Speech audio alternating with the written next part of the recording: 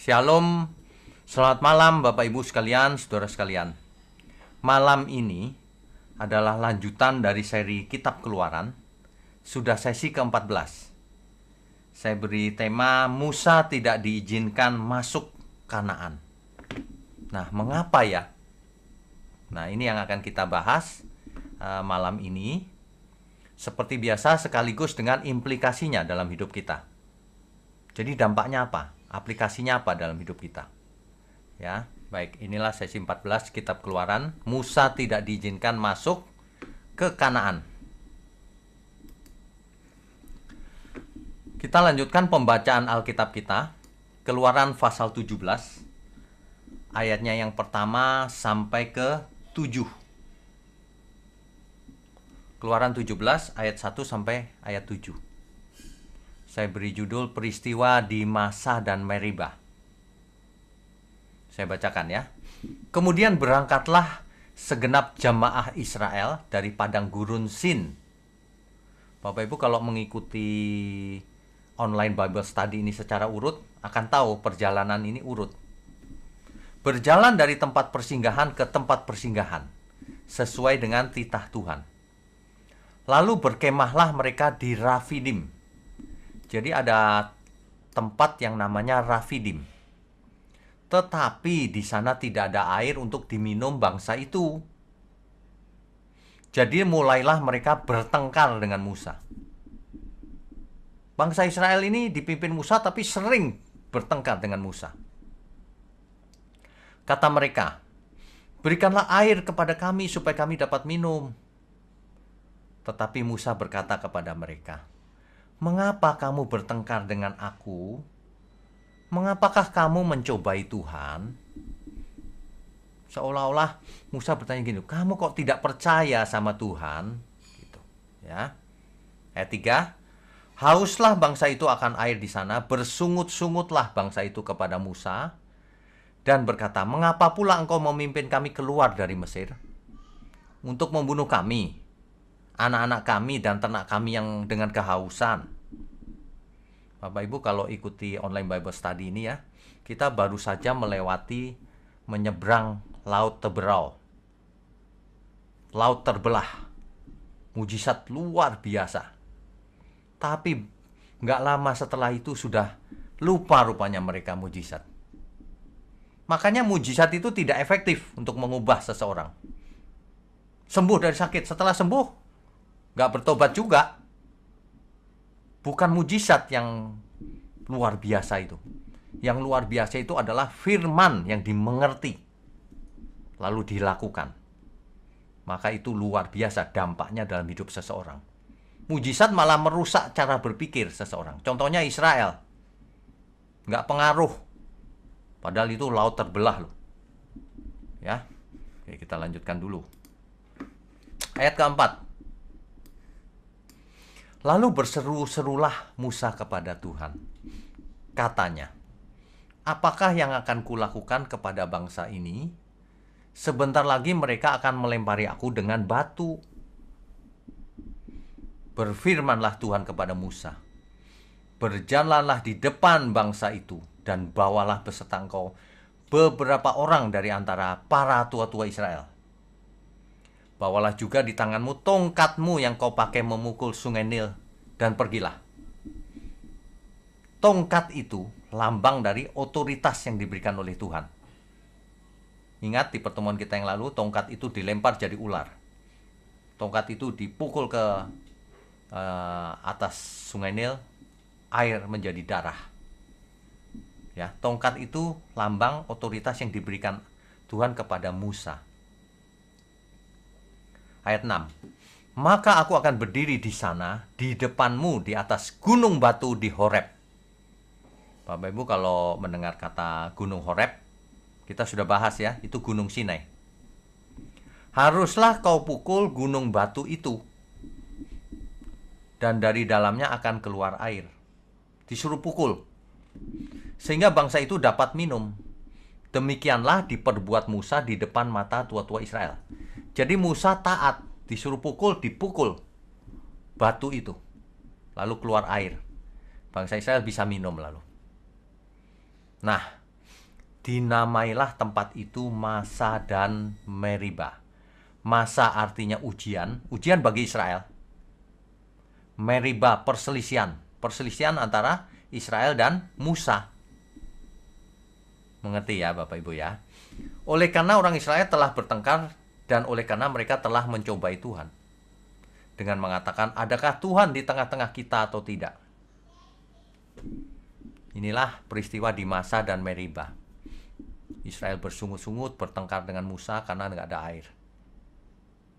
Tapi Musa diperintah untuk memukul gunung di Horeb, dan Musa melakukannya tepat seperti yang diperintahkan. Lalu air keluar. Persoalan selesai. Ya. Oke, kita lanjutkan dulu. Kata Masa itu dalam bahasa Ibraninya Masah. Masah. Masah ini juga disebut Meribah, sama sih. Masah dan Meribah atau Masa atau Meribah adalah lokasi di mana Musa memukul batu di Horeb sehingga keluar air. Itu Keluaran 17 ayat 6 tadi ya. Lokasinya berada di Rafidim, ingat ayat satunya. Dekat kaki Gunung Sinai, itu di dekatnya kaki Gunung Sinai. Rafidim itu. Ya. Di daerah orang Amalek yang akan diperangi oleh Israel. Nanti di ayat 8 terjadi peperangan dengan Amalek.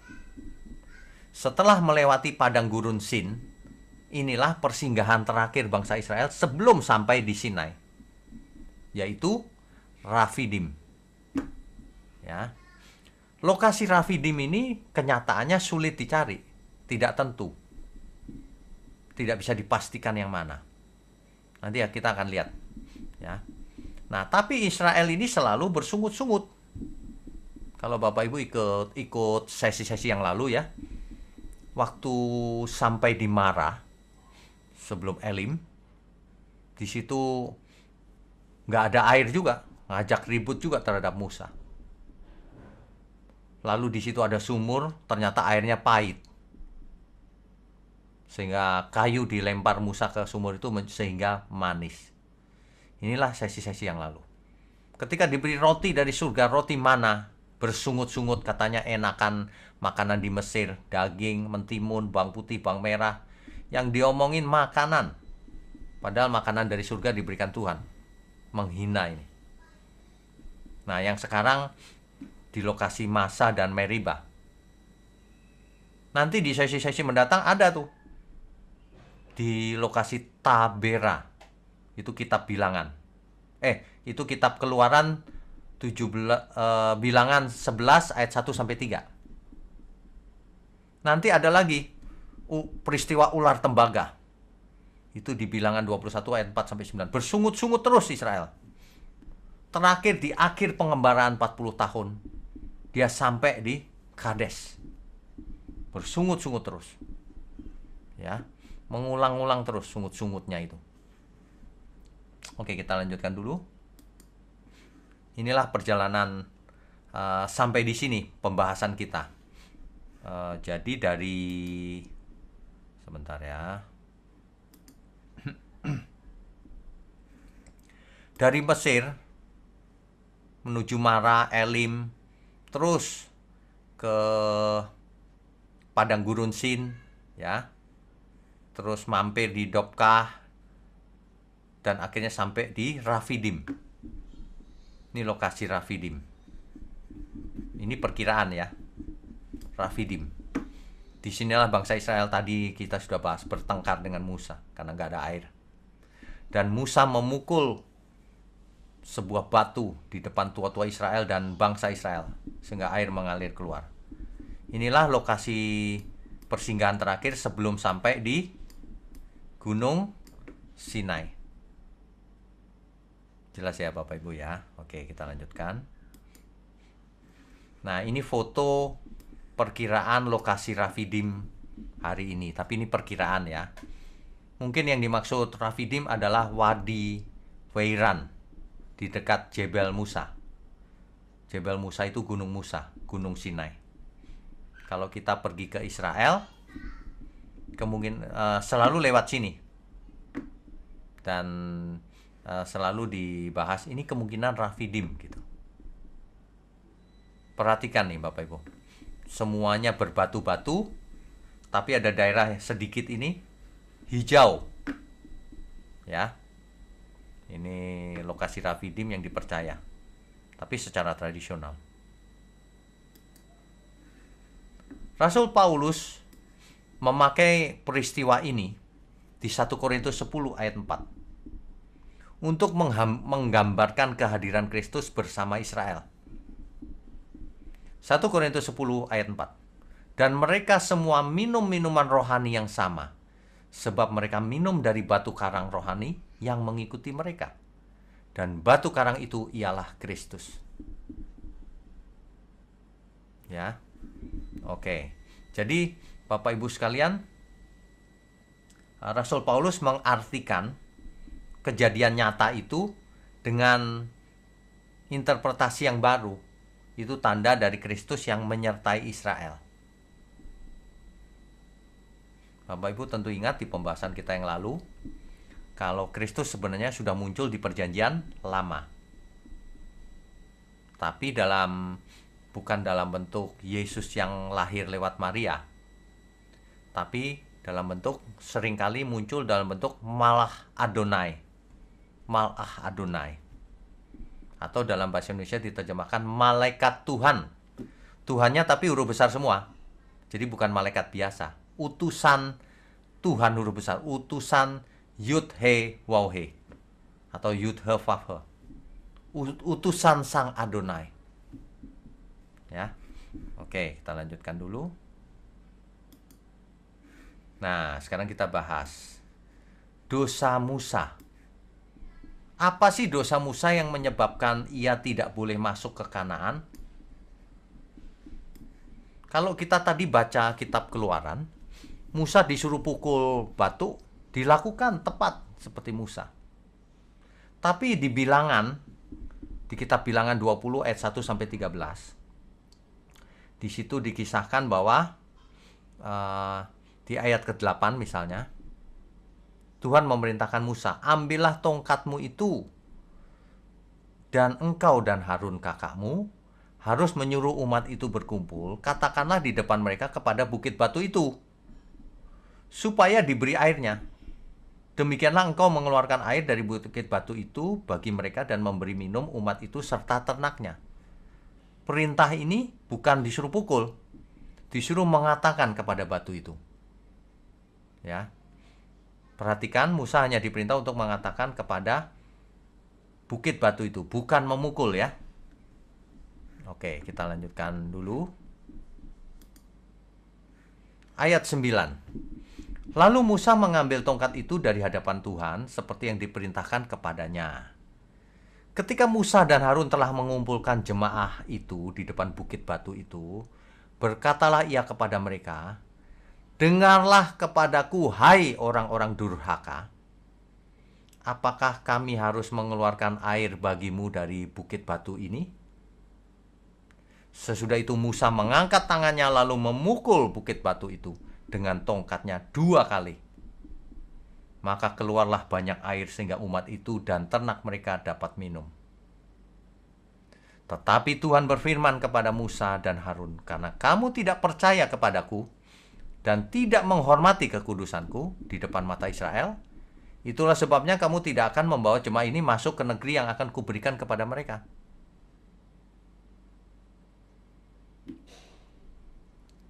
Itulah mata air Meribah. Jadi kalau ayat-ayat ini dipakai oleh orang tertentu untuk bertanya pada Bapak Ibu, kalau Bapak Ibu nggak mendengarkan ini bisa bingung. Loh, sebenarnya Musa diperintah untuk mukul atau untuk berkata-kata saja? Sama-sama di Meribah ini. Apakah ini kejadian yang sama atau kejadian yang berbeda?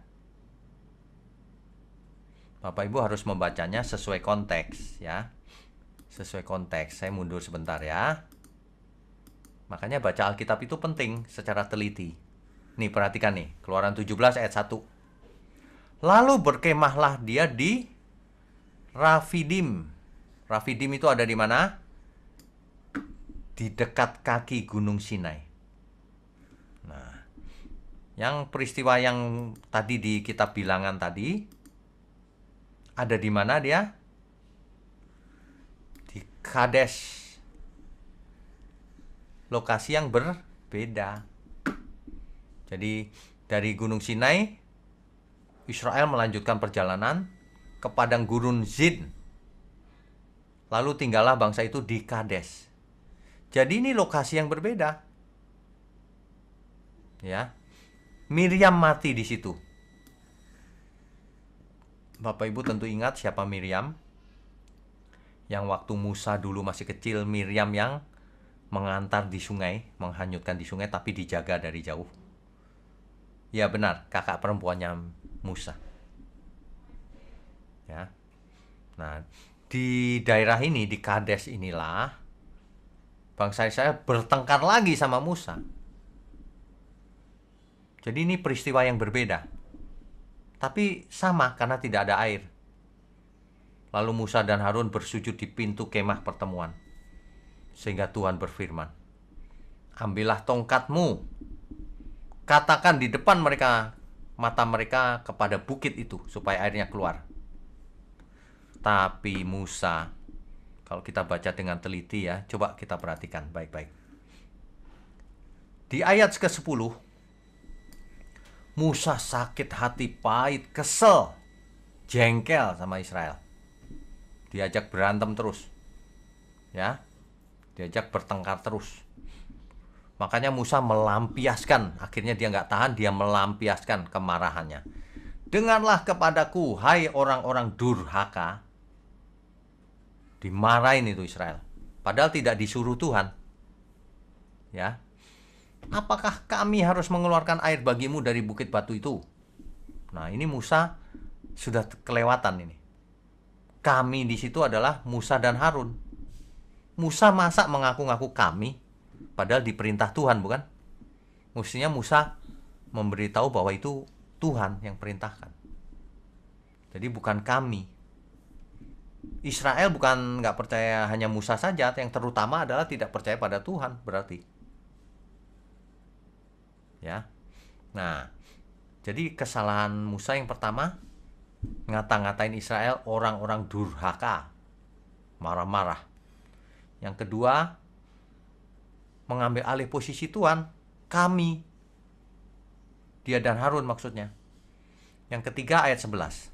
Sesudah itu Musa mengangkat tangannya lalu memukul bukit batu itu. Nggak disuruh mukul, dipukul dengan tongkatnya, bahkan mukulnya 2 kali. Ya. Nah, makanya Tuhan langsung berfirman di ayat 12-nya kepada Musa dan Harun, karena kamu tidak percaya kepadaku, nggak percaya, disuruh bicara aja nggak mau, mukul malah.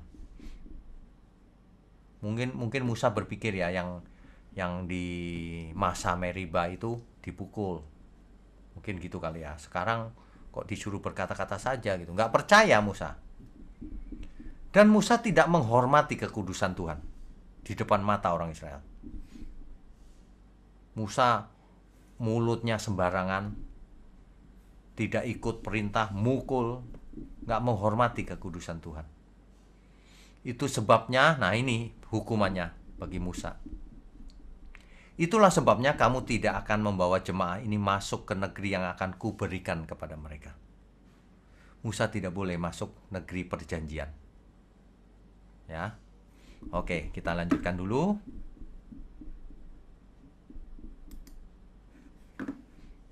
Ayat 13, itulah mata air Meriba. Namanya sama sih Meriba yang ini dengan yang tadi. Tapi yang tadi, yang pertama Meriba di lokasi yang namanya Masa, di dekat Rafidim, di dekat kaki Gunung Sinai. Tapi kalau Meriba yang ini beda. Ini Meriba yang ada di Kades. Kalau kita lihat petanya kita akan tahu. Ya. Perhatikan kejadian ini tidak sama dengan Keluaran 17 ayat 1 sampai 7 tadi ya. Yang berlokasi di Masa dan Meriba yang berada di Rafidim. Sedangkan yang ini adanya di Kades. Di Meriba di Kades. Jadi bukan kontradiksi. Hati-hati Bapak Ibu kalau ada yang tanya, loh sebenarnya Tuhan suruh mukul atau memerintahkan Musa untuk mukul atau berkata-kata? Oh, itu lokasi yang berbeda, perintahnya beda. Kalau dalam kitab Keluaran, Musa taat memukul batu itu, tapi di kitab Bilangan ini sudah nggak tahan, marah kepahitan, sehingga dia pukul meskipun nggak disuruh mukul. Jadi bukan kontradiksi ya. Sepintas kalau saya nggak cerita dulu, saya beri pertanyaan ke Bapak Ibu, bisa berkata, loh iya ya, yang benar yang mana yang gitu.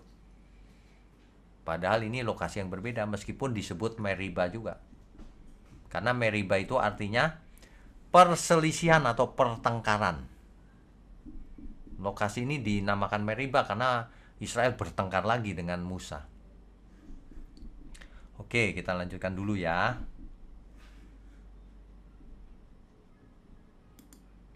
Ya.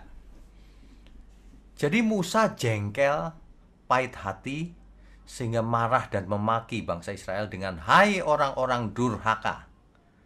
Dalam teks asli Ibrani dipakai kata hamorim. Hamorim itu artinya pemberontak atau bahkan kafir. Musa salah besar, ngatain bangsanya sendiri kafir, ya, pemberontak. Salah Musa. Padahal Musa tidak diperintahkan Tuhan untuk memarahin bangsa itu. Nah, yang kedua, dosanya Musa itu mengambil alih otoritas Tuhan, seperti tadi sudah saya jelaskan, dengan berkata kami, apakah kami harus mengeluarkan air, menyediakan air buatmu gitu. Ya. Yang ketiga, Musa memukul batu itu dengan tongkatnya bahkan 2 kali. Padahal hanya diperintah untuk berbicara pada bukit batu itu. Bilangan pasal 20 ayat 8 dan 11 tuh, bisa dibaca sih nanti. Ya. Oke. Nah, ini merupakan bentuk ketidakpercayaan dan tidak menghormati kekudusan Tuhan. Dan ini merupakan pelanggaran terhadap perintah Tuhan. Makanya Bapak Ibu, hikmatnya adalah jangan pernah kita melanggar perintah Tuhan. Jangan pernah melanggar perintah Tuhan. Makanya Tuhan Yesus berkata begini, jika engkau mengasihi aku, kamu akan melakukan seluruh firman-Ku, seluruh perintah-Ku, bukan sebagian loh, seluruhnya. Hari ini banyak orang cuma melakukan sebagian. Itu namanya pemberontak.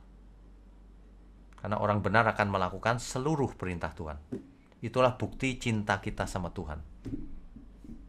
Yang Tuhan minta itu, cuma itu. Jika engkau mengasihi aku, kamu akan melakukan seluruh perintahku. Kamu tidak melakukan karena kamu tidak mengasihi aku.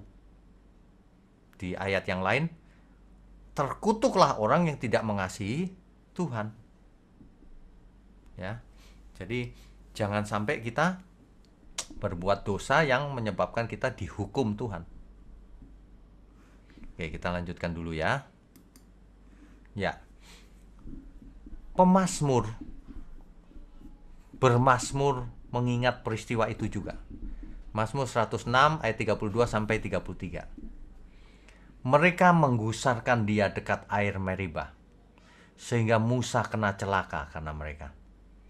Sebab mereka memahitkan hatinya. Memahitkan hati siapa? Musa.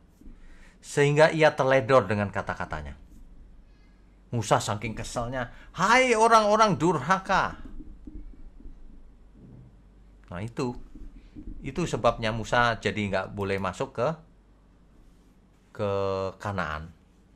Hamorim, kata-kata teks Ibraninya pakai kata hamorim. Jadi Musa jadi teledor kata-katanya karena pahit, marah, jadi teledor. Makanya Bapak Ibu, kalau kita sedang jengkel, jangan berkata-kata. Sebab orang yang marah, kepahitan, sakit hati, kata-katanya ngaco nanti. Teledor. Nanti menyakitkan orang. Suami seringkali menyakitkan istrinya. Sebab kalau seorang suami lagi jengkel, istrinya jadi sasaran. kasar, menghina, dan sebagainya. Ini suami-suami harus bertobat nih. Jangan gunakan lidahmu untuk kejahatan seperti itu. Ya. Kalau kita sedang kesel, tahan, jangan bicara. Biarkan itu reda dulu baru berpikir yang benar. Seringkali orang melampiaskan kepahitannya itu. Akibatnya berbuat dosa. Akibatnya ada korban, orang yang sakit hati. Ya, jangan ya, Bapak Ibu. Oke, kita lanjutkan. Nah, lalu Musa naik ke Gunung Nebo. Itu di Ulangan 32 ayat 48 sampai 50 tuh. Kita lompat-lompat karena ini sebenarnya satu cerita. Kita sedang membahas kitab Keluaran, tapi lompat ke Ulangan, lompat ke Bilangan karena nyambung. Karena ceritanya sebenarnya nyambung. Nah, ini ke Ulangan kita. Di Ulangan 32 ayatnya 48. Pada hari itulah juga Tuhan berfirman kepada Musa, naiklah ke atas pegunungan Abarim, ke atas gunung Nebo, yang di tanah Moab. Gunung Nebo ini adanya di tanah Moab, Bapak Ibu. Di tentangan Yeriko, berseberangan dengan Yeriko, ya. Dan pandanglah tanah Kanaan yang kuberikan kepada orang Israel menjadi miliknya. Musa diperintah Tuhan untuk naik ke Gunung Nebo. Dan dari Gunung Nebo pandanglah negeri perjanjian itu. Kelihatan dari Gunung Nebo. Ya. Jadi dari Gunung Nebo kelihatan Kanaan itu. Kemudian engkau akan mati di atas gunung yang kau naiki itu, supaya engkau dikumpulkan bersama kaum leluhurmu sama seperti Harun, kakakmu sudah meninggal di Gunung Hor, dan dikumpulkan kepada kaum leluhurnya. Jadi Musa disuruh naik ke Gunung Nebo, suruh memandang Kanaan dari jauh saja. Sebagai hukuman dari ketidakpercayaannya, ketidaktaatannya, sebagai hukuman terhadap ia tidak menghargai kekudusan Tuhan di hadapan Israel. Nah, itu hukumannya ya. Jadi Musa hanya melihat bentangan negeri itu. Ulangan 32 ayat 51 misalnya. Oleh sebab kamu telah berubah setia. Ini bahasa Indonesianya bisa salah mengerti orang. Seolah-olah gini, kamu dulunya nggak setia, sekarang berubah setia. Bukan itu, nanti saya jelaskan ya. Berubah setia terhadap aku di tengah-tengah orang Israel, dekat mata air Meriba di Kades, di padang gurun Zin. Dan oleh sebab kamu tidak menghormati kekudusanku di tengah-tengah orang Israel. Jadi berubah setia itu kalau dalam terjemahan yang lain-lain lebih jelas. Because you broke faith with me, karena kamu nggak setia sama aku. Gitu ceritanya ya. Nah, ayat 52. Engkau boleh melihat negeri itu terbentang di depanmu, tetapi tidak boleh masuk ke sana, ke negeri yang kuberikan kepada orang Israel. Ini dia. Nah, jadi gambar ini menggambarkan Musa yang sedang melihat di puncak Gunung Nebo, melihat negeri perjanjian dari jauh. Engkau boleh melihat negeri itu terbentang di depanmu, tetapi tidak boleh masuk ke sana. Ya, ke negeri yang kuberikan kepada orang Israel. Oke, kita lanjutkan. Ya. Nah, Gunung Nebo. Ini kita mau bicara tentang Gunung Nebo karena Musa naik ke Gunung Nebo, mati di sana, melihat Kanaan dari jauh dari sana. Gunung Nebo ini bahasa Arabnya Jabal Nibu. Bahasa Ibraninya Har Nevo. Ya. Adalah sebuah perbukitan yang menjulang di wilayah Yordania hari ini. Tingginya sekitar 817 meter di atas permukaan laut. Lumayan dingin. Inilah lokasi di mana Musa hanya memandang negeri perjanjian, yaitu Kanaan, dari jauh. Dari puncaknya kita dapat melihat panorama negeri perjanjian. Hari ini kita kalau ke sana bisa. Seperti Musa, bisa melihat negeri perjanjian dari kejauhan. Sebagian lembah Sungai Yordan juga kelihatan. Kota Yeriko kelihatan. Di tepi baratnya Sungai Yordan. Demikian juga kota Yerusalem. Kalau hari sedang cerah, nggak ada awan, kelihatan dari jauh. Dari puncak Gunung Nebo. Ya, oke. Ya, ini dia. Saya mau bacakan ini. Musa matinya di Gunung Nebo. Kemudian naiklah Musa dari dataran Moab ke atas Gunung Nebo, yaitu ke atas puncak Pisga. Puncak Pisga ini salah satu puncaknya Gunung Nebo, ya. Yang di tentangan Yeriko, lalu Tuhan memperlihatkan kepadanya seluruh negeri itu. Ayat keempatnya, dan berfirmanlah Tuhan kepadanya, inilah negeri yang kujanjikan dengan sumpah kepada Abraham, Ishak dan Yakub. Musa hanya melihat dari jauh loh. Demikian kepada keturunanmu lah akan kuberikan negeri itu. Aku mengizinkan engkau di situ Musa ya, melihatnya dengan matamu sendiri. Tetapi kamu tidak akan menyeberang ke sana. Bapak Ibu sekalian, Musa dilarang masuk. Tapi Musa dimuliakan. Ia menjadi guru bangsa, ia menjadi nabi terbesar di Israel.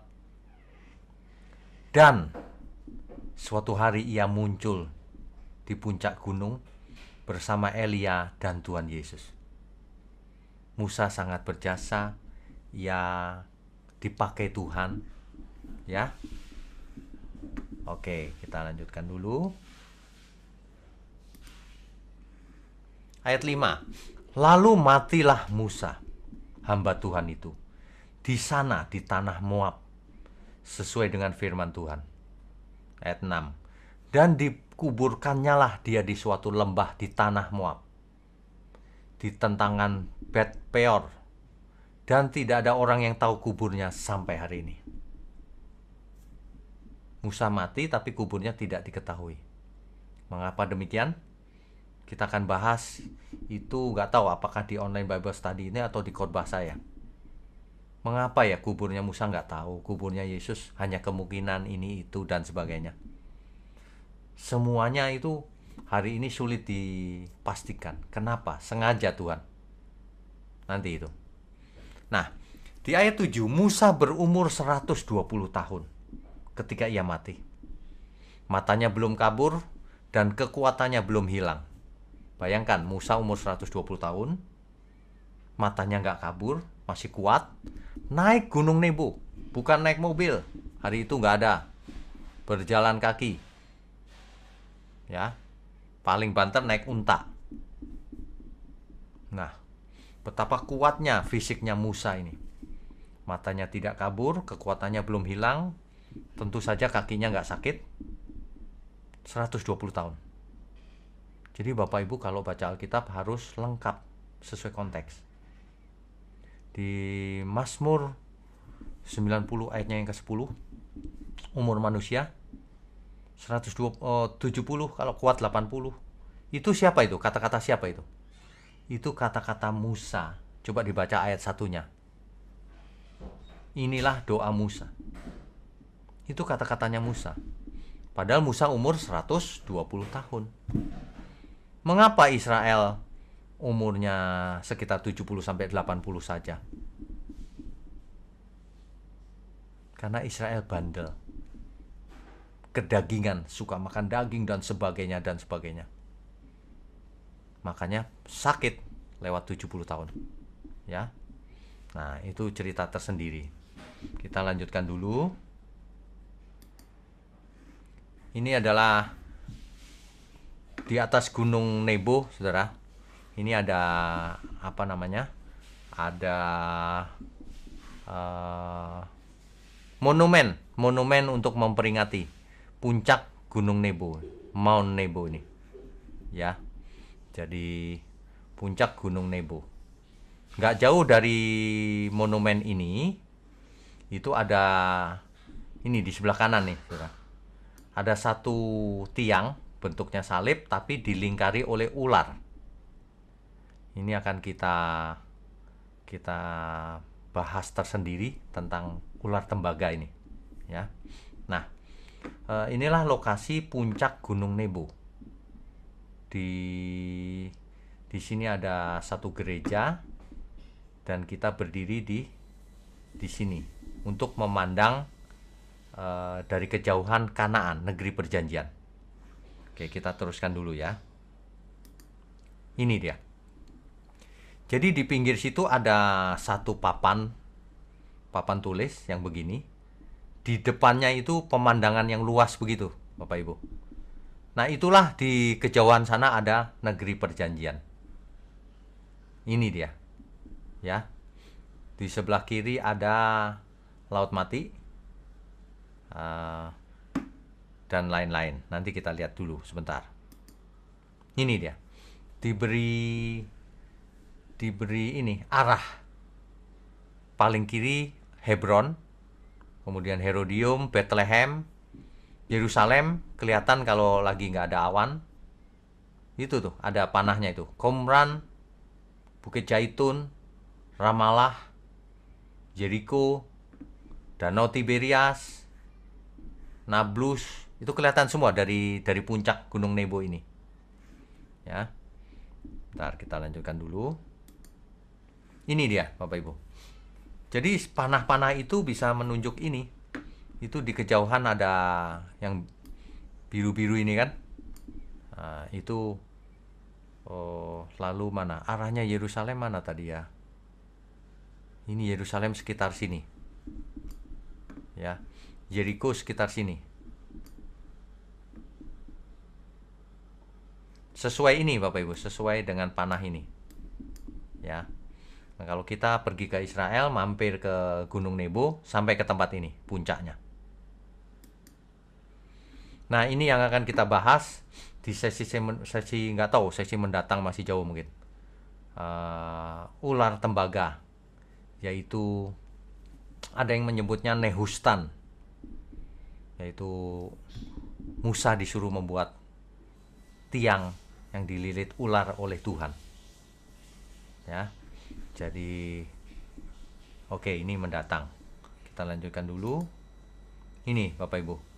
Berdiri di ujung sini yang tadi itu. Jadi dari tempat orang ini berdiri, kita bisa melihat tadi itu Yerusalem, Danau Tiberias, Tanah Perjanjian, ya, dan sebagainya. Kelihatan dari situ. Oke, kita lanjutkan dulu. Ya, ini pemandangan sekelilingnya. Sebelum dilanjutkan, saya mau sharingkan sedikit foto-foto ya. Sebentar. Oke, sebentar Bapak Ibu. Waktu kita ke Israel, itu ada beberapa foto yang bisa di-sharingkan. Sebentar ya. Ini adalah tadi itu monumen di puncak Gunung Nebo. Ini adalah yang tadi juga ya, di ujungnya situ kita bisa melihat dari jauh. Nah, ini papannya ini sebenarnya. Jadi kalau kita lihat papan itu, maka jelas nih arah-arahnya. Memandang ke depan dengan arah ini, kelihatan tuh. Danau Tiberias kira-kira 100 kilo di depan. Kemudian Yerusalem, Bukit Zaitun 46 kilo ke depan. Bethlehem 50 kilo ke depan, dan seterusnya ya. Oke, kita teruskan dulu. Nah, ini sengaja saya buat pemandangan 360 nih. Jadi kalau kita melayangkan pandangan dari puncak Gunung Nebo, ini yang kita lihat. Ini mendung sih, kalau nggak mendung bisa kelihatan. Ya, ini kelihatan. Dingin juga. Puncak Gunung Nebo dingin. Oke ya, kita lanjutkan dulu.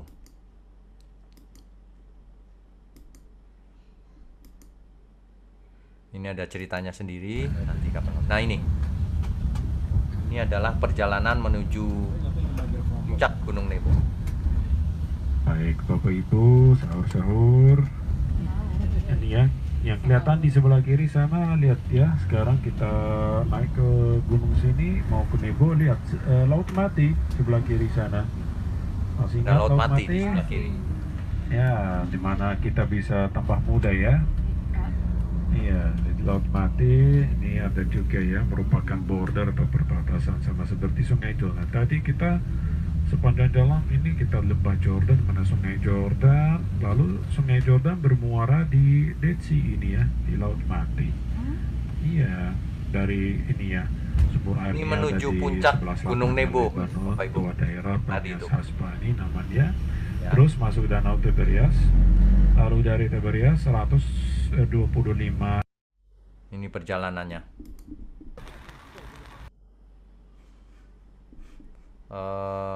Oke, saya rasa cukup. Ya. Oke, pertemuan kita berikutnya Rabu depan kita lanjutkan dengan topik berikutnya ya, yaitu terbentuknya sistem kepemimpinan hakim-hakim. Baru beberapa bulan keluar dari Mesir, Musa sudah membentuk sistem pengadilan hakim-hakim. Luar biasa ini. Oke, malam ini cukup. Kita bisa lanjutkan dengan tanya jawab. Silakan co-host. Ya, terima kasih Pak Wiyo. Ya, kita langsung ke penanya pertama, Bapak Konstanara, silakan Pak. Saya mau bertanya ini Pak, Ya, mengenai Musa yang ya.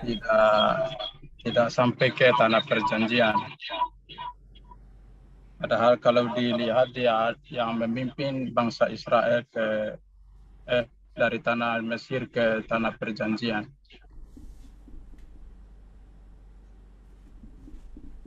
Ya, pertanyaannya apa, Pak? Pertanyaannya, mungkinkan saja karena kesalahan karena memukul batu itu Pak, atau ada kesalahan yang lain? Kalau kita melihat dari 1 Korintus 10 ayat 4 tadi, yang Rasul Paulus mengatakan bukit batu itu adalah Kristus sendiri, Pak. Ya. Apakah itu benar-benar bukit batu itu, atau memang pribadi Tuhan Yesus, Pak, itu yang seperti bukit batu itu? Tuhan Yesus bukan tampil sebagai bukit batu, Pak. Bukan. Ini Rasul Paulus menjelaskan dengan caranya memakai peristiwa itu bahwa sebenarnya Kristus mendampingi Israel gitu loh. Itu aja. Kesalahan Musa adalah tidak menghormati, tidak percaya pada Tuhan dan tidak menghormati kekudusan Tuhan dan ngata-ngatain Israel, Hamorim, bebal, pemberontak, kafir, kira-kira gitu. Padahal tidak diperintah oleh Tuhan. Kan Tuhan sendiri yang menghakimi. Di ayat berapa itu kan jelas. Karena kamu tidak percaya kepadaku, tidak menghormati kekudusanku, maka kamu tidak akan masuk ke negeri itu. Gitu, Pak. Itu sekaligus memberi pelajaran buat kita semua sepanjang masa. Jangan pernah melawan perintah Tuhan. Ya, kalau kita baca di 1 Korintus 10 tadi, ayat 1 sampai 12, yang mengisahkan bangsa Israel yang selalu mengeluh memberontak terhadap Tuhan. Ya. Dan di situ diberikan 2 kali pernyataan bahwa apa yang terjadi kepada umat Israel merupakan peringatan bagi kita yang hidup di zaman akhir ini, Pak. Ya, betul. Saya masih fokus di Gunung Batu itu, Pak, yang dikatakan oleh Rasul Paulus itu bahwa Tuhan Yesus Gunung Batu itu adalah Tuhan Yesus yang dianalogikan oleh Rasul Paulus. Ya, kan analogi, Pak. Bukan berarti Gunung Batu itu benar-benar Tuhan Yesus. Bukan, ini analogi. Analogi saja. Ya. Yang saya mau tekankan untuk bisa saya mengerti untuk di zaman kita sekarang, Pak. Ya, Ketika artinya begini. dianalogikan. Kan kita sering ada nyanyian juga kan. Tuhanlah gunung batuku. Kan gitu kan. Iya. Nah iya, itu. Bukan berarti Tuhan itu sebenarnya batu. Bukan. Iya. Nah itu ungkapan bahwa Tuhanlah perlindunganku. gunung batuku, gitu, penolongku, gitu Pak. Sama Rasul Paulus maksudnya itu. Sesuatu kejadian fakta yang fisik, dia ambil hikmatnya.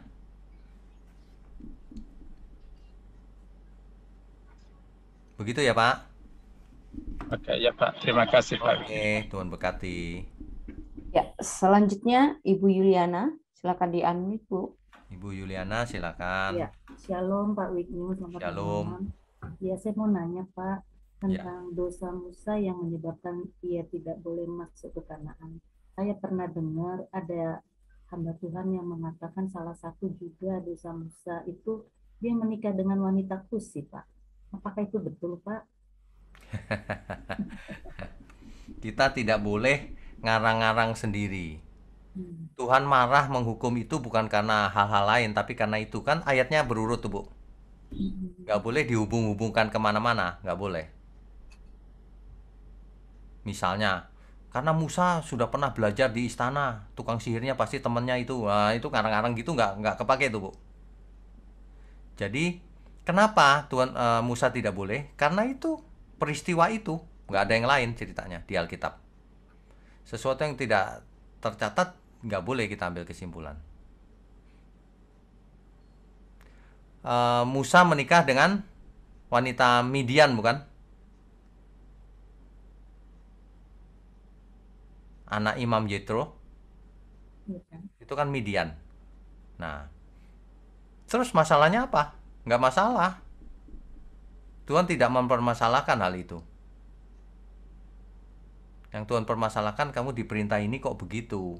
Gitu. Ya, Musa terpleset di situ jatuh. Padahal Musa taat juga sih. Cuma dalam peristiwa itu aja. Tapi Tuhan begitu Musa dimuliakan kok Bu. Di perjanjian baru muncul lagi bersama Elia dan Tuhan Yesus. Yang lain nggak muncul. Gitu. Ya. Makasih banyak Pak Wisnu. Oke, Tuhan berkati. Ya, silakan. Ya, selanjutnya Bapak Irwan Rusli, silakan Pak. Pak Irwan. Shalom Pak Wisnu. Shalom. Yang singkat untuk menyambung pertanyaan Bapak itu tadi, kenapa disebut Kristus Pak? Maksudnya apakah Kristus itu yang artinya diurapi, bukan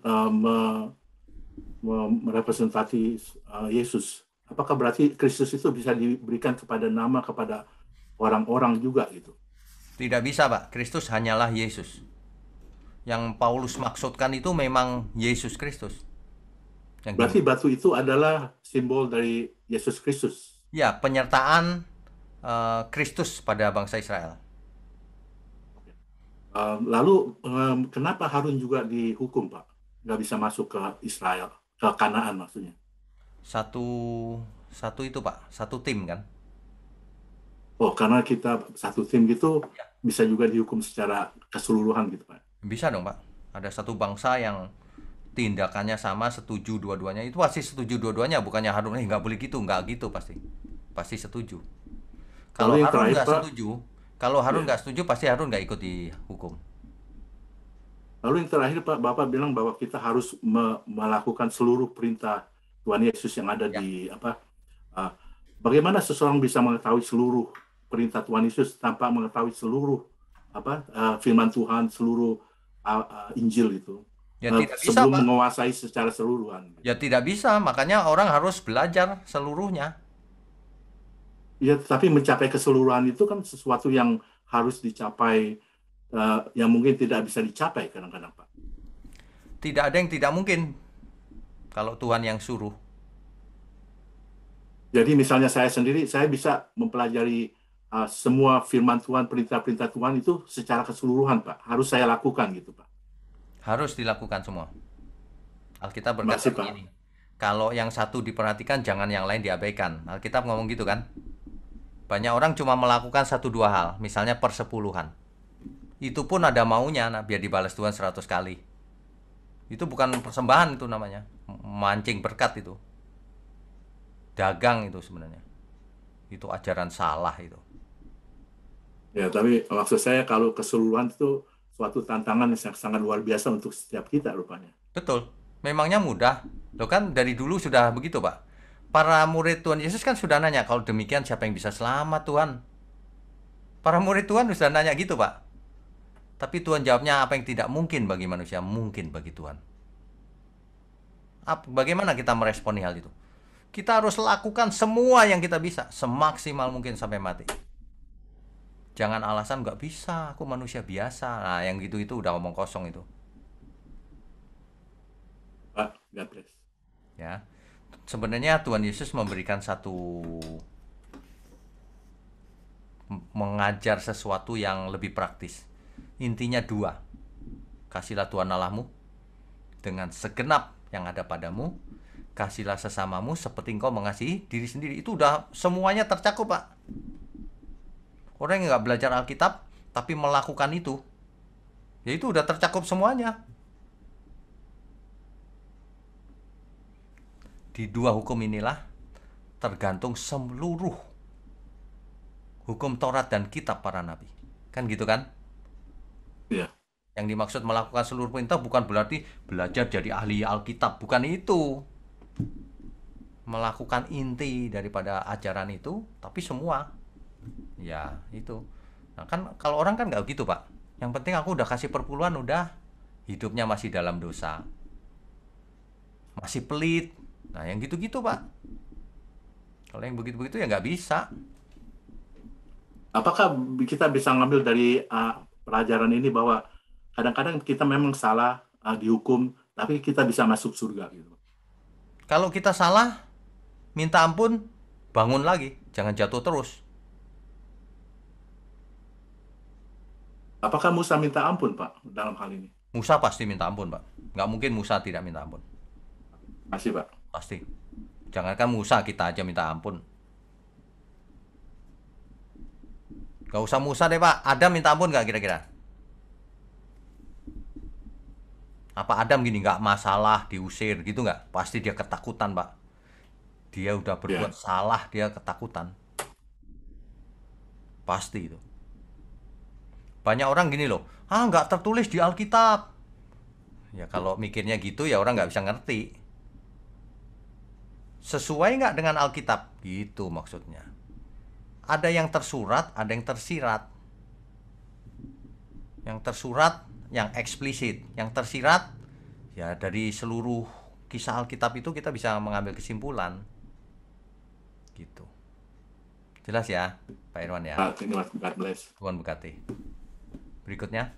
Ya, selanjutnya Ibu Meme. Silakan Ibu Meme di-unmute. Shalom, Pak. Shalom. Ini mau tanya, Pak. Ya. Dari kerohanian saya itu bukan mendalam sangat gitu ya. Cuman bertanya-tanya. Tadi seperti kalau saya tak salah dengar lah, Bapak cakap kalau Tuhan Yesus itu sudah ada di dalam Perjanjian Lama, betul ya? Ya. Nah, jadi gini Pak, kalau di Perjanjian Baru Tuhan nama tokoh dia Tuhan Yesus gitu ya. Tapi kalau di Perjanjian Lama gitu kok kita nggak temukan nama dia Tuhan Yesus gitu loh. Betul. Jadi saya mau tanya begini, nama Tuhan Yesus itu Yesus sejak kapan? Sejak setelah Masehi, sejak di bumi. Sejak lahir dari Maria diberi nama Yesus kan gitu kan? Betul. Iya. Sebelumnya nggak bernama. Emangnya Bapak di surga namanya siapa sebelumnya? Terus sebenarnya gini loh ya. Yesus waktu tampil di Perjanjian Lama itu kan sebagai malaikat Tuhan. Tapi bukan malaikat biasa, jangan salah.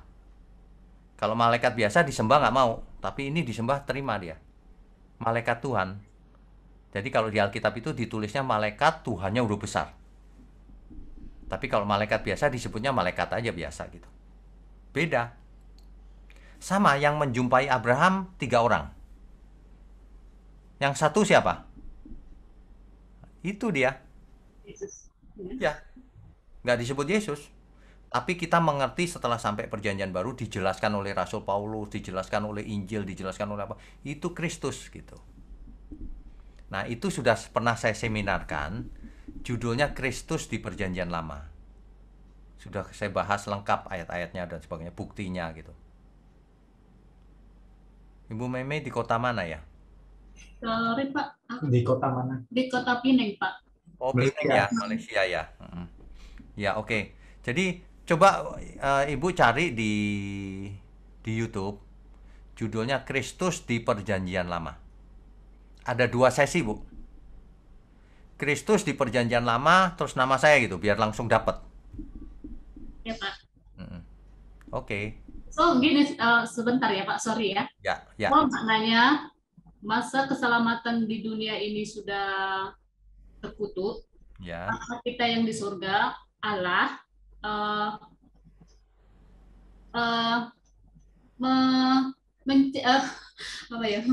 jadi menjadikan Tuhan Yesus itu sebagai juru selamat dan dirubah menjadi manusia gitu ya Pak? Oh, jadi Bapa di surga, Yohanes 3 ayat 16. Bapa di surga, Yohanes 3 ayat 16 itu begini, karena besar kasih Allah akan dunia ini. Allah di situ maksudnya Allah Bapa. Sehingga ia mengaruniakan anaknya yang tunggal, nah itu Tuhan Yesus.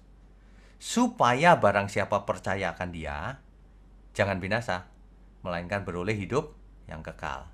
Jadi Tuhan Yesus datang, inkarnasi melalui rahim Maria, lahir sebagai manusia biasa, tetapi beda dengan manusia. Karena apa? Rohnya tentu roh yang dari surga, bukan roh manusia biasa. Nah, mengenakan daging manusia, dalam segala hal disamakan dengan manusia, menjadi contoh, menjadi menggantikan tempat kita yang binasa di kayu salib.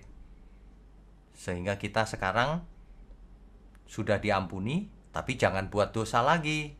Nah, gitu. Oke. Jelas ya? Tuhan berkati. Ya. Oke, next. Baik, selanjutnya Bapak David Vaniesin, silakan Pak di-unmute. Pak David, silakan. Hai, Boksu, pada akhirnya bersua. Pada akhirnya. Akhirnya saya selama ini bersembunyi. Iya, selama ini nggak ketemu. Ya, silakan Pak David. Boksu, saya mengenai Musa ini terus terang adalah seorang pahlawan, imam luar biasa untuk bangsa Israel. Ya. Disebutkan pada tadi bahwa di keluarannya itu beliau kan meninggal, ya kan? Tapi di transfigurasi beliau muncul. Ya. Dan saya percaya bahwa orang yang dibawa oleh Tuhan Yesus, Elia dan Musa itu adalah orang-orang yang hidup, karena bahwa Allah kita itu adalah Allah Abraham, Allah Ishak, dan Allah Yakub. Allah orang hidup. Ya, Allah orang hidup. Ya. Tidak mungkin Musa itu mati, gitu kan? Sekalipun mungkin tentu dalam kemahakuasaan Allah bisa saja membawa roh orang mati. Tapi kan berarti itu menyangkali hakikat dan juga perintahnya Allah sendiri untuk tidak berhubungan dengan roh orang mati. Ya, pertanyaannya. Yang kedua, di Yudas. Saya jawab dulu, Pak, supaya nggak lupa. Ya. Bukan, Pak, ini masih bersatu, Pak. Oh, masih nyambung. Silakan. Yudas pasalnya yang pertama ayat yang ke-9 kan. Ya. Tetapi penghulu malaikat Mikael ketika dalam suatu perselisihan bertengkar dengan iblis mengenai mayat Musa. Tidak berani menghakimi iblis itu dengan kata-kata hujatan, tetapi berkata kiranya Tuhan mengadili engkau. Nah, konteks di sini yang saya angkat adalah masih mengenai mayat Musa, dan saya lihat di bahasa aslinya itu somah, yang adalah bodily juga, mayat juga. Tapi saya percaya bahwa Musa ini diangkat Tuhan, dalam arti kata dibangkitkan Tuhan. Tetapi kira-kira gimana gitu dalam cara nalarnya yang kita bisa terima gitu, Boksu? Oke, begini. Henok diangkat hidup-hidup. Amin. Elia diangkat hidup-hidup, dijemput oleh sangat jelas sekali di kendaraan khusus. Jadi artinya masih hidup. Betul. Dibawa kemana? Ke dunia yang masih hidup, fisik. Betul. Betul ya, oke. Musa dicatat mati di Gunung Nebo. Dikubur di lembah situ. Tapi mengapa bisa muncul di transfigurasi? Ya. Itu mah mudah jawabnya, Pak. Pasti dibangkitkan oleh Tuhan. Kan sederhana. Jadi mati dulu dibangkitkan begitu, Ya. Pak? Ya. Atau memang melalui seperti cara Elia dan Henokh? Enggak, mati, dicatat mati oleh Alkitab. Kita tidak boleh mengubah teks Alkitab. Betul, saya sangat setuju. Jadi Tapi memang mati ada banyak dikubur. gereja yang tidak berani menyatakan, mengakui bahwa Musa dibangkitkan. Itu dia. Jadi ketika saya mengatakan bahwa di transfigurasi itu jelas-jelas sekali itu. Nggak mungkin Tuhan Yesus membawa roh orang mati. Ya, betul. Nggak mungkin. Betul. Gitu. Masa Tapi masa Elianya hidup, terus Musanya roh. Ya, kan Betul. nggak benar. Betul. Dan mungkin kenapa tidak membawa Henokh? Mungkin karena Henokh terlalu lama di belakang Ya. Musa, jadi tidak dikenal oleh orang Israel, begitu kan? Mungkin, betul. Begitu kan? Bisa saja Betul, seperti bisa itu. saja. Nah, tapi ya itulah yang membuat saya penasaran, Buksu. Jadi, Oke, soal yang tadi Yudas pasal 9 ya. ya, Teks aslinya memakai kata somatos. Akar katanya soma.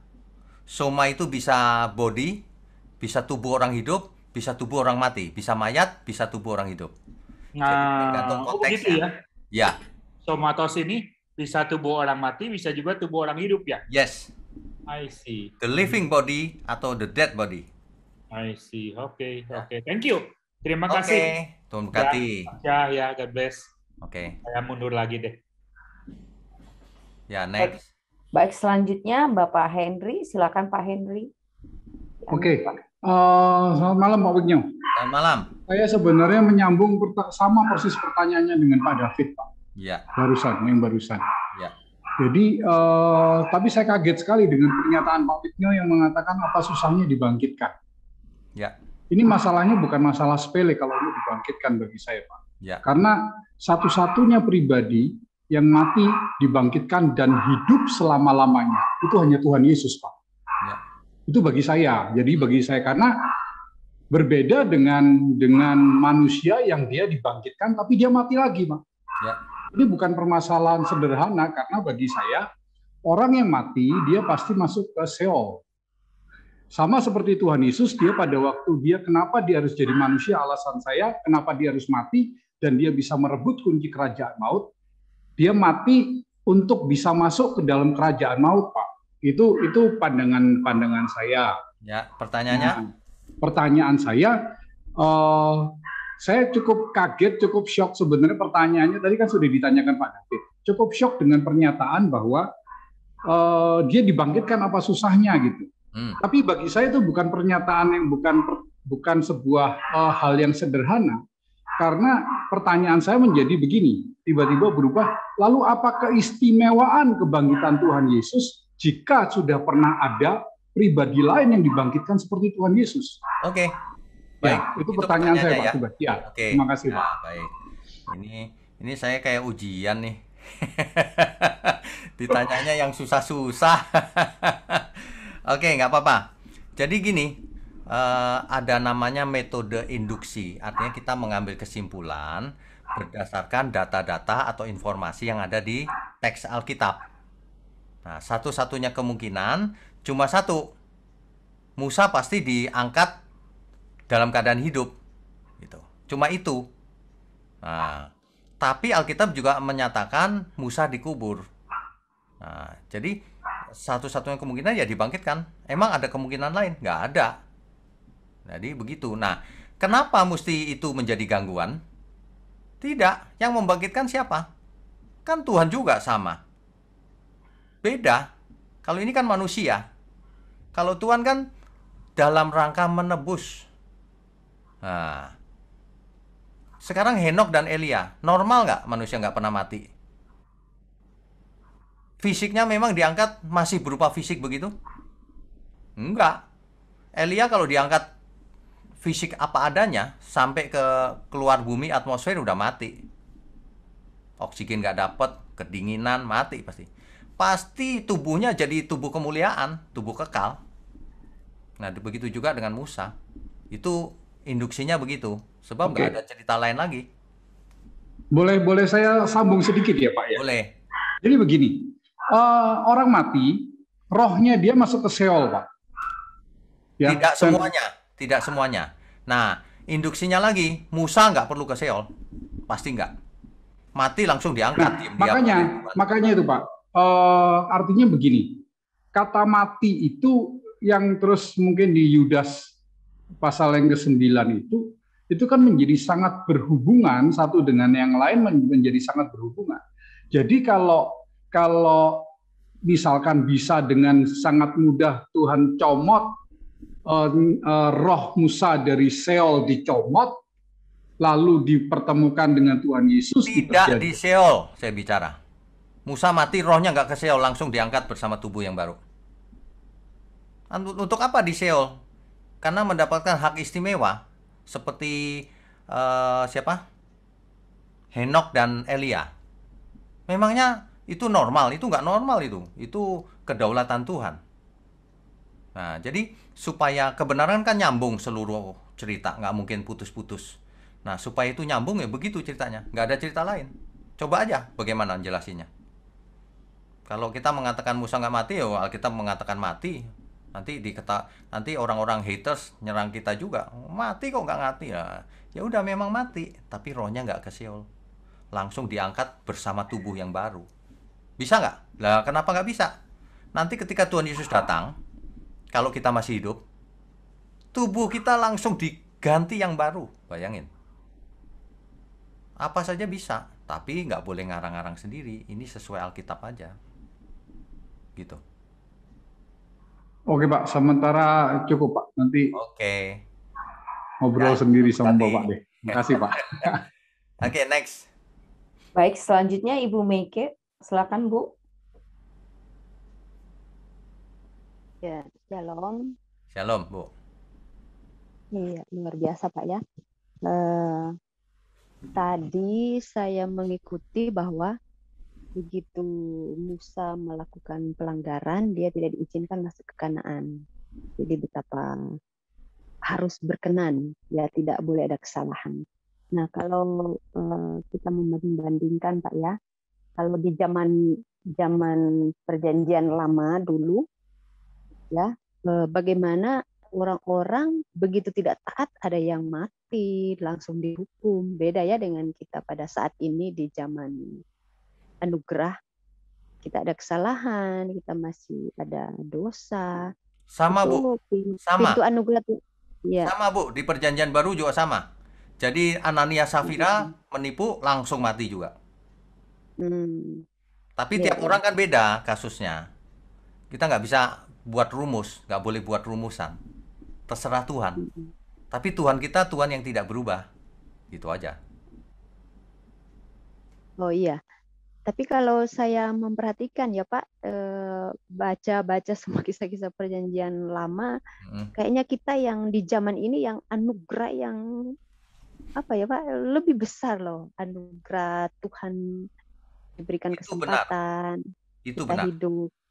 Nah, yang pertanyaan saya seperti waktu orang-orang di zaman perjanjian lama itu buat pelanggaran. Terus apakah mereka mendapat pengampunan seperti kita zaman sekarang nih Pak? Bagaimana? Tuhan masih kayak orang-orang perjanjian lama waktu lalu, apakah mereka juga mendapat anugerah seperti kita Pak pada zaman sekarang? Oh, oke. Jadi orang terus perjanjian kalau lama. Ya orang-orang perjanjian lama, kalau mereka udah mati begitu, mereka gimana nih Pak? Oke, baik. Jadi Tuhan Yesus mati di kayu salib itu untuk semua orang. Semua orangnya siapa? Dari sejak Adam sampai nanti yang akan lahir terakhir kali. Jadi Tuhan mati di kayu salib bukan untuk zamannya itu aja, tapi sebelumnya untuk Adam dan untuk yang akan lahir terakhir nanti. Itu berlakunya. Jadi sebenarnya anugerah itu diberikan untuk semua manusia. Cuma kalau perjanjian lama kan nggak pernah dengar Injil.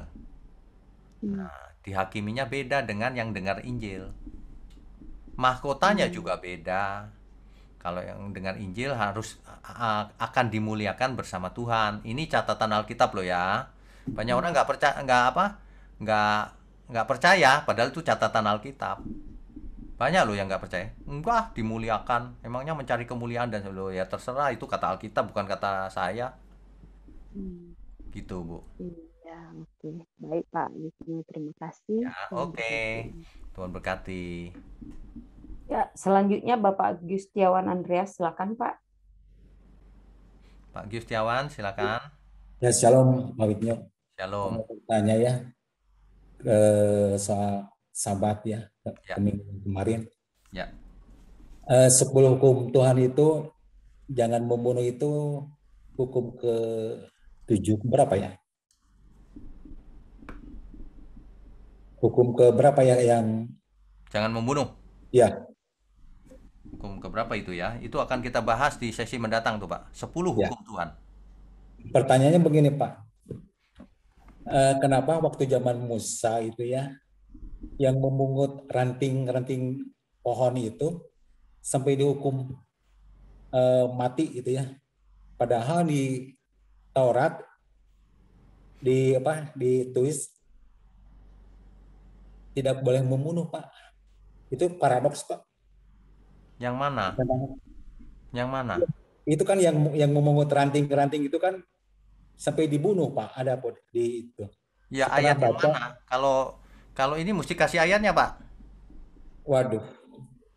Jangan cuma membunuh ranting dan sebagainya. Ayatnya yang mana? Karena tiap ayat beda konteksnya. Ya, pernah saya pernah baca yang memungut ranting-ranting pohon itu ya, pada hari Sabat itu dihukum mati, Pak. Ya, pokoknya semua orang yang bekerja hari Sabat dihukum mati. Ya, sedangkan di Taurat kan tidak diperbolehkan membunuh orang, Pak. Nggak boleh memang membunuh orang. Ya, jadi kenapa Pak itu sampai yang memungut ranting itu bisa betapa kerasnya hukumnya itu sampai karena melanggar Taurat. Padahal Pak itu cuma ranting, Pak. Ya, itulah Taurat. Kalau kita dihukum melalui Taurat, kita nggak ada yang lulus, Pak. Oh gitu ya, Pak? Iya, makanya kita nggak pakai Taurat. Udah nggak usah dibahas Taurat. Ya. Ya. Ya, terima kasih, Pak. Oke, Tuhan berkati. Siapa lagi? Next. Baik, dengan Pak Arief, silakan Pak Arief. Pak Arief ya, oke. Ya. Yo Pak Arief, silakan. Ya, malam Mbak Wigno. Selamat malam. Iya, saya cuma mau nanya dari yang Yudas tadi dulu, Pak. Yudas pasal 1 ayat 9 tadi, Pak Wigno. Ini jadi timbul pertanyaan untuk saya, Pak. Karena saya bingung. Ya. Karena kan tadi Pak Wigno katakan mayat ini di dalam konteks bahasa aslinya kan body ya, Pak.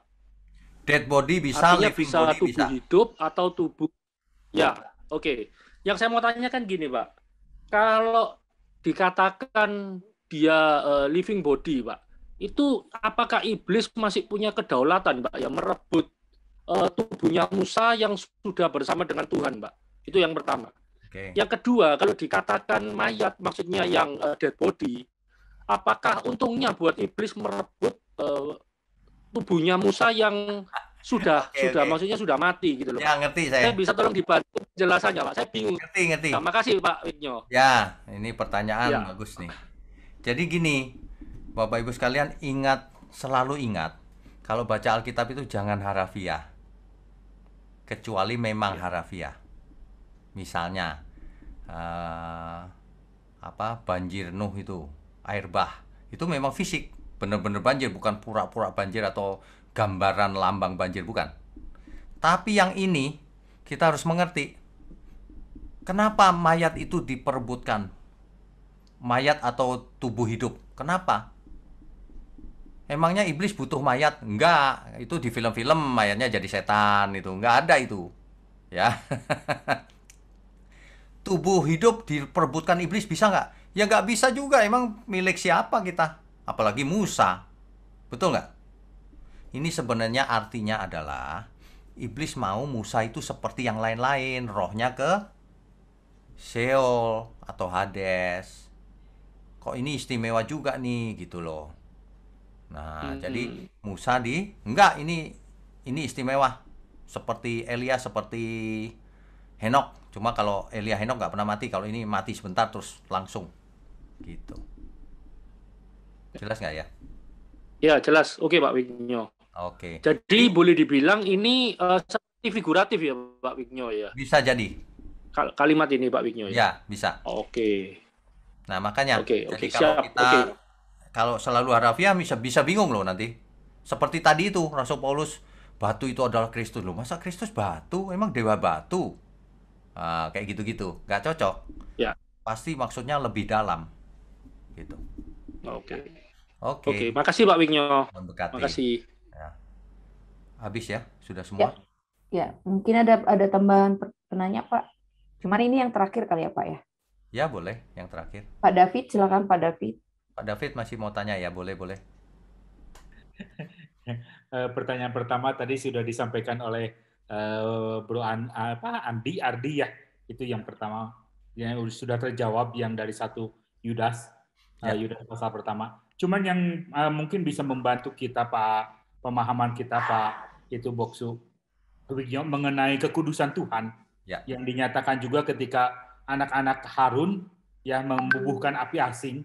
Dikatakan bahwa di Imamat pasal yang ke-10 ayat ke-3 berkatalah Musa kepada Harun, inilah yang difirmankan Tuhan kepada orang yang karib denganku, kunyatakan kekudusanku, dan di muka seluruh bangsa itu akan kuperlihatkan kemuliaanku, dan Harun berdiam diri. Konteksnya memang ketika kita dekat dengan Tuhan, seperti Musa dekat dengan Allah, benar-benar harus hati-hati dan benar-benar harus perfect, sempurna seperti Bapak itu Pak. Waduh, tuntutannya sangat luar biasa, susahnya ya Pak ya kalau dengan kedagingan kita. Betul. Jadi begini, pada waktu bait Allah masih ada, kan ada imam besar, ada imam biasa, ada rakyat jelata, kan gitu kira-kira ya. Kalau imam biasa itu kan harus hidup sangat kudus. Apalagi nanti digilir imam besarnya siapa gitu. Jadi harus sangat kudus. Hari ini kita adalah imam-imam itu. Imamat-imamat yang rajani. Imam besarnya Tuhan Yesus. Bait Allahnya tubuh kita. Waduh, mengerikan ini. Jadi kita nggak boleh salah dalam hal apapun. Banyak orang sebenarnya tidak percaya Tuhan. Roh Kudus ditaruh dalam diri kita, tapi dia berani matanya jelalatan, berani korupsi, berani memalukan. Kan itu nggak percaya ada Tuhan dalam dirinya berarti. Masa kita berani berbuat sesuatu yang padahal ada Tuhan? Waduh, itu lebih parah daripada Musa tadi. Bisa binasa loh itu. Thank you Pak. Ini pencerahan yang luar biasa pada hari ini.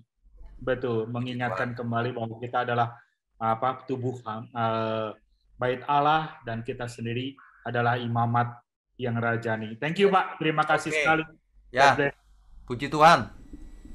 Bapa di surga, terima kasih. Kami sungguh mengucap syukur setiap kami berkumpul membahas firman kebenaran. Selalu ada banyak pencerahan yang kami dapatkan, yang akan mengubah seluruh jiwa pola pikir kami, yang akan mengubah kodrat kami. Terima kasih Tuhan. Ini sungguh tak ternilai bagi kami. Kami sungguh berbahagia memiliki kebenaran, memiliki Tuhan yang seperti Engkau. Ampuni segala kesalahan kami selama ini. Tuhan juga berkati semua tangan-tangan yang mendukung pekerjaan Tuhan dimanapun berada. Tuhan berkati tangan-tangan yang mendistribusikan seluruh ajaran-ajaran kebenaran, sehingga banyak orang diselamatkan, dijangkau, bahkan sampai ke ujung bumi.